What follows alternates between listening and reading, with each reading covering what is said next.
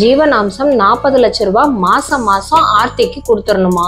Actor Ravi மோகனுக்கு டிவோர்ஸே கொடுக்க மாட்டேன்னு சொல்லி ஊரு ஃபுல்லா தப்பா பேசி அவர் பேரவே டேமேஜ் பண்ணியாச்சு. 2 பசங்களை வச்சுட்டு நான் எப்படி வாழ்க்கையை நடத்த போறேன் அப்படின்னு கேக்குற ஆர்த்திக்கு காதலால வர கேள்விகளா இல்ல காசுக்காக கேக்குற கேள்விகளா? இது ஒரு பக்கம் இருக்க, பாடகி கெனிஷா இப்ப பிரெக்னெண்டா இருக்காங்கன்னு சொல்லி இன்ஸ்டாகிராம் போட்டோ பார்த்துட்டு அது ஒரு பக்கம்.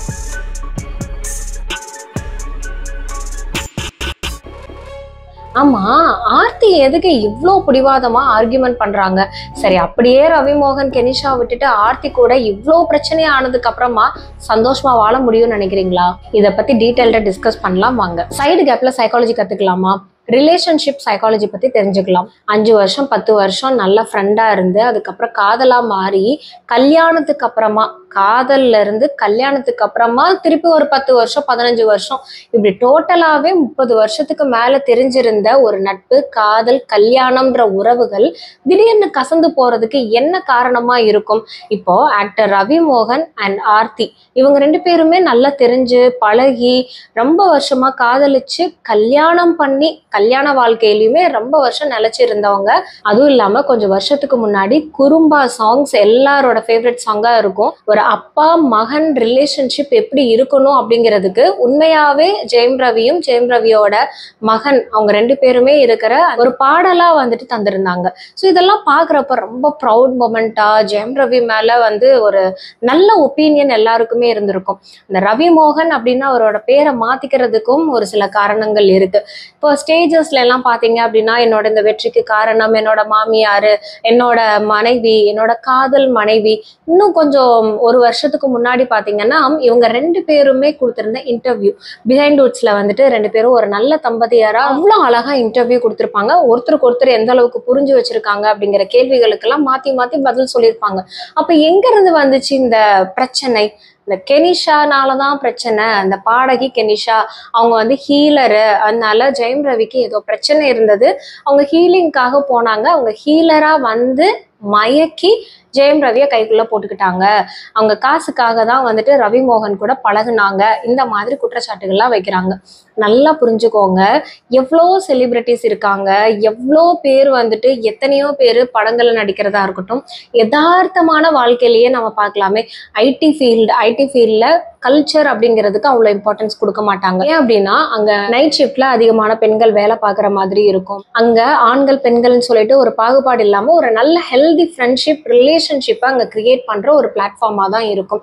ஸோ அப்படி இருக்கும்போது அந்த கணவன் மனைவி அப்படின்ற 2 பேருமே ஐடில இருக்காங்க, இல்ல ஒருத்தர் ஐடில இருக்காங்க இன்னொருத்தர் வேற ஃபீல்ட்ல இருக்காங்கன்னு சொல்லும் போது அதுக்கேத்த மாதிரி பிரச்சனைகளும் மிஸ் அண்டர்ஸ்டாண்டிங்கும் வரதான் செய்யும். ஒரு போஸ்டிங்ல இருக்கிறவங்க போஸ்டிங்ல இருக்கும்போது பதவி, அவங்களோட பலம், பண பலம், இந்த மாதிரி சொல்லிக்கிட்டே போகலாம். ரீசெண்டா ஆக்டர் விஜயகாந்த் அவங்களோட மனைவி திருமதி பிரேமலதா விஜயகாந்த் அவங்க ஸ்டேஜ்ல பேசியிருந்தாங்க. அப்போ அவங்க விஜயகாந்துக்கும் அவங்களுக்கும் இருக்கிற ஒரு நெருக்கம், அந்யோன்யம், அவங்களோட மேரிட் லைஃப்ல எந்த அளவுக்கு எவ்வளவு பிரச்சனைகளை சந்திச்சாலும் அந்த காதல் நங்கூரமா இருந்துச்சு அப்படிங்கிற விஷயங்கள் எல்லாம் விளக்கமா சொன்னாங்க. நம்ம நிறைய பேர் இப்படி எடுத்துட்டே போலாமே. சினிமால இருக்கிறதுனாலதான் இந்த மாதிரி எக்ஸ்ட்ரா மேரிட்டல் அஃபேர்ஸ் உருவாகுது, யாரு கூட நெருக்கமா இருக்காங்களோ அவங்க கூட தான் பழக்கம் அதிகமாகுது அப்படின்னா இது யாரோட தப்பு? அந்த பார்ட்னர், அந்த ஸ்பவுஸ் அங்க போதுமான கேர் அண்ட் அக்கறை செலுத்தாதது தானே. ஃப்ரெண்ட்ஷிப் லெவல்ல இருக்கும்போது அடிக்கடி கால் பேசிக்குவாங்க, என்ன ஏதுன்னு சொல்லிட்டு ஒரு அன்பா கனிவா இருப்பாங்க. எதையாவது ஒரு பிரச்சனை அப்படின்னா விடு நான் இருக்கேன்ல, இதுக்கெல்லாம் கவலைப்படாதன்னு ஒரு கன்சோலேஷன், ஆறுதலா நிப்பாங்க. எதுவுமே எவ்வளோ பெரிய ப்ராப்ளம், எவ்வளோ பெரிய விஷயமா இருந்தாலுமே அது சின்ன விஷயமா கன்சிடர் பண்ணிட்டு இதுதானே, இதுக்கெல்லாம் எப்படி ஃபீல் பண்ணிட்டு இருப்ப, விடு இதெல்லாம் கடந்து போகும் அப்படின்னு சொல்லி ஒரு சப்போர்ட்டா நிக்கிற பார்ட்னர், அது கணவனா இருக்கலாம், மனைவியா இருக்கலாம். ஸோ காதலுக்கு அப்புறமா கல்யாணம் ஆனதுக்கு அப்புறம் ஏன் இவ்வளோ பெரிய ஒரு மாற்றம் நடக்குது?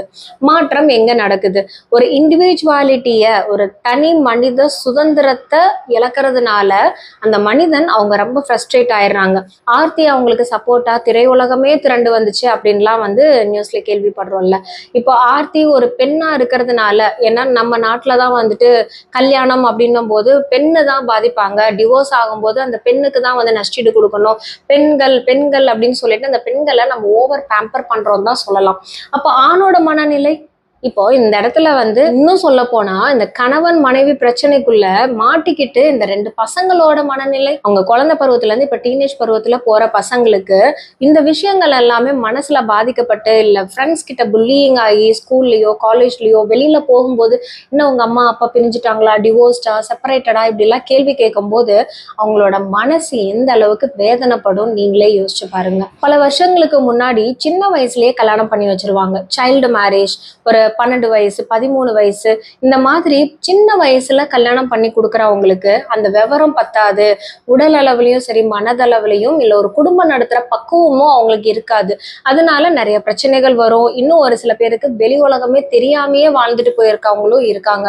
ஸோ இப்போ எல்லா வெளி உலகமும் தெரியுது. இண்டிபெண்டன்சி, ஒரு பெண் ஆணுக்கு அடிமை இல்ல, ஈக்குவல் ரைட்ஸ் அப்படின்னு எல்லாமே கேட்கிறோம். ஆனா அந்த மனசார்ந்த பிரச்சனைகளையும் மனவேதனைகளை உண்டாக்குற சூழ்நிலையிலையும் பெண்கள் மேல இறக்கப்படுறோம், பெண்கள் மேல பரிதாபப்படுறோம்.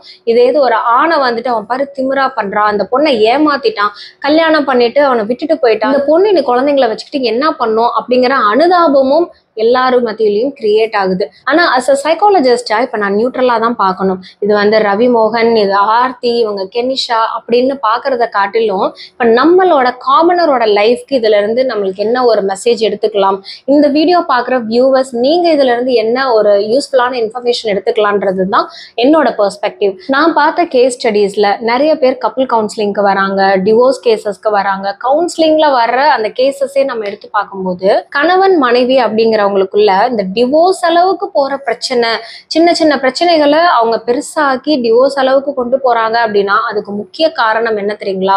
அவங்களுக்குள்ள ஒரு டைம், ஒரு ப்ரொடக்டிவான டைம் அவங்க ஸ்பெண்ட் பண்ணியிருக்க மாட்டாங்க, அந்த பிரைவசியை கொடுத்துருக்க மாட்டாங்க. முக்கியமா அந்த காதல் கல்யாணம் எல்லாமே சீக்கிரமா ஒரு முடிவுக்கு வர்றதுக்கு ரீசன் வந்து லவ் பண்ணும்போது இருந்த நம்பிக்கை, அவங்க கொடுக்குற அந்த பிரைவசி, அந்த இண்டிவிஜுவாலிட்டி, இது எல்லாத்தையுமே காதலுக்கு அப்புறமா நீயும் நானும் ஒண்ணு தானே, ஈரு உயிர் ஓர் உடல் தானே, அப்ப எல்லாமே ஓ மொபைல் எடுத்து நான் நோண்டுவேன், அன்டைம்ல உட்காந்துட்டு உனக்கு பாப்பேன், இது யார் மெசேஜ் பண்ணா, இது எதுக்காக மெசேஜ் பண்ணா அப்படின்னு சொல்லிட்டு கேள்விகளை அதிகமா கேட்பேன். உன்னோட பிரைவசியே இருக்கக்கூடாது, நீ ஆப்போசிட் ஜெண்டர் கூடயே பழகக்கூடாது, அதான் நான் இருக்கேன்ல அப்படின்னு சொல்லிட்டு நிறைய ரூல்ஸ் அண்ட் ரெகுலேஷன்ஸ் மானிட்டர் பண்றது, அன்வான்டா சந்தேகப்படுறது, சஸ்பீஷியஸா இருக்கிறது, ஓவர் ரூலிங், கண்ட்ரோலிங் பண்றது, நீ எனக்கு கீழே தான் இருக்கணும், இந்த மாதிரி தான் இருக்கணும், என்கிட்ட கேட்காம எதையுமே செய்யக்கூடாது. இது வந்து கணவன் மனைவிக்கு பண்ணாலும் தப்பு தான், மனைவி கணவனுக்கு பண்ணாலும் தப்பு தான். ஏன்னா எப்படி நம்ம ஜென்ரேஷன் வளர்ந்துட்டு வருதோ, எப்படி நீங்க வந்து மாடர்னைஸ் ஆகுறீங்க, டெக்னாலஜில இருந்து கேட்ஜெட்ஸ்ல இருந்து எல்லாத்துலயுமே நவீனமா ஆகிட்டு வரும்போது நம்ம மனதளவுல மட்டும் ஏன் இன்னும் 50 வருஷம் பேக்வர்டா இருக்கும். ஸோ அதுலயும் ஒரு நவீனம் ஆகணும்ல, ஒரு பிராட் மைண்டட் செட்டப் வேணும் இல்ல, ஓப்பன் மைண்டடா க்ரோத் மைண்ட் செட்ல கணவனும் மனைவியும் கலந்து பேசி ஒரு குடும்பத்தை நடத்துறாங்க அப்படின்னா அந்த காதல் கல்யாணமா இருந்தாலும் சரி, அரேஞ்ச்டு மேரேஜா இருந்தாலும் சரி, இந்த மாதிரி எக்ஸ்ட்ரா மேரிட்டல் அஃபேர்ஸ்குள்ள போகாம தடுக்க முடியும். அண்ட் சின்ன சின்ன பிரச்சனைகள், மிஸ் அண்டர்ஸ்டாண்டிங் வரும்போது ஒரு வாக் போங்க, பீச்சுக்கு போங்க, பார்க் இல்ல ஒரு ஊரு விட்டு ஊரு வெளியில போய் ஸ்டே பண்ணி உங்க 2 பேருக்குள்ள இருக்கிற அந்த மிஸ் அண்டர்ஸ்டாண்டிங்கை எங்க விரிசல் விட்டுச்சோ அங்கல இருந்து நீங்க சரி பண்ண ஆரம்பிச்சீங்கனாலே உங்களோட குடும்ப வாழ்க்கையும் அன்பானதாகவும் இனிதாகவும் இருக்கும். இதையெல்லாம் நீங்க பண்ண தவறிட்டு எல்லாமே காலம் கடந்து போனதுக்கு அப்புறமா ஓவர் டாமினன்ஸ்குள்ள பார்ட்னரை நீங்க தான் வந்து கண்ட்ரோல் பண்ணணும், பிளாக்மெயில் பண்றது, குழந்தை பிறந்துருச்சுன்னா அந்த குழந்தைய வச்சு சாக்கு புக்கு சொல்றது, இந்த மாதிரி ஒரு கண்ட்ரோல் சிஸ்டம்குள்ள வந்தீங்கன்னா என்னைக்கு இருந்தாலும் அது வெடிச்சிரும், என்னைக்கு இருந்தாலும் அது ஒரு பெரிய ஆபத்துல போய் தான் முடியும். கோர்ட்ல கேஸ் போடுறதுனாலயோ, டிவோர்ஸ் கொடுக்க மாட்டேன்னு சொல்லி மிரட்டுறதுனாலயோ, இல்ல எக்ஸ்ட்ரா மிரட்டல்ல இருக்கிறவங்கள கொலை பண்ணிடுவேன், கெனிஷாக்கு வந்த கொலை மிரட்டல் மாதிரி த்ரெட்டனிங் பண்ணிட்டு லைஃப் ஃபுல்லா நீங்களும் பீஸ்ஃபுல்லா இல்லாம உங்களை சார்ந்தவங்களையும் நிம்மதியா விடாம இப்படியே ட்ராக் பண்ணிட்டு போறதுனால என்ன பயன்? சரி, இப்படியெல்லாம் சொல்லி த்ரெட்டன் பண்ணி கொலை கூட பண்ணிட்டு நீங்க நிம்மதியா இருக்க முடியுமா? இல்ல அதுக்கப்புறமா நீங்க யார் கூட வாழணும்னு ஆசைப்படுறீங்களோ அவங்க உங்களை சந்தோஷமா பாத்துக்குவாங்களா? எதுவுமே நடக்க போறது இல்லை தானே. அதுக்கு பதிலா உங்க மேல கோபமும் வெறுப்பும் தான் அதிகரிச்சுட்டே இருக்கும். அதனால ஸ்டார்டிங்லயே வந்துட்டு இதெல்லாம் சரி பண்ணுங்க. பெருசா ஆனதுக்கு அப்புறமா இதை சரி பண்ணணும்னு நினைக்கிறத காட்டிலையுமே ஹீல் பிஃபோர் யூ டீல், எதுவா இருந்தாலும் யாருக்கும் பாதிப்பு வராத மாதிரி பேசி தீர்த்துக்கலாம். பேசி தீர்க்க முடியாத பிரச்சனை எதுவுமே கிடையாதுங்க. உங்களுக்கும் இந்த மாதிரியான டிஸ்பியூட்ஸ் இருக்குது, ரிலேஷன்ஷிப்ல ப்ராப்ளம் இருக்குது, எப்படி ஹேண்டில் பண்ணணும்னு தெரியல அப்படின்ற மாதிரி குவரிஸ் இருந்ததுன்னா கமெண்ட்ல உங்க கேள்விகளை பதிவு பண்ணுங்க. ஏதாவது பர்சனல் கேள்விகளா இருந்துச்சு அப்படின்னா மெயில்ல டிராப் பண்ணுங்க. அண்ட் முக்கியமா இன்னும் நம்ம சேனல்ல சப்ஸ்கிரைப் பண்ணலைன்னா இந்த மாதிரியான எக்ஸ்க்ளூசிவான கான்டென்ட்டுக்கு நம்ம சேனலை சப்ஸ்கிரைப் பண்ணிக்கோங்க. Take care of your mental health. நன்றி, வணக்கம்.